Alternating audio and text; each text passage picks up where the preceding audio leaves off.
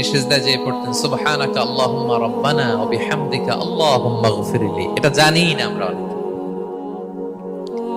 সুবহানাকা আল্লাহুম্মা রাব্বানা ওয়া বিহামদিকা আল্লাহুম্মা গফিরলি এর অর্থ হচ্ছে, হে আমার রব, আপনার পবিত্রতা ঘোষণা করছি, আপনার প্রশংসা আমরা করছি, আল্লাহ আপনি আমাকে ক্ষমা করে দেন, আল্লাহুম্মা গফিরলি। এই দোয়াটা বিষ্ণু ইসলাম পড়তেন।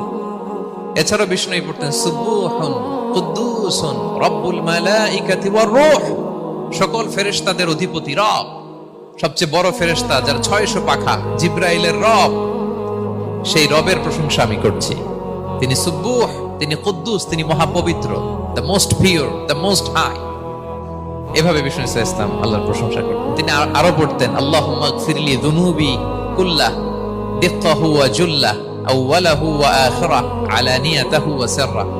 আল্লাহ আপনি আমার গুনাহ মাফ করেন, ছোট গুনাহ বড় গুনাহ, প্রকাশ্য গুনাহ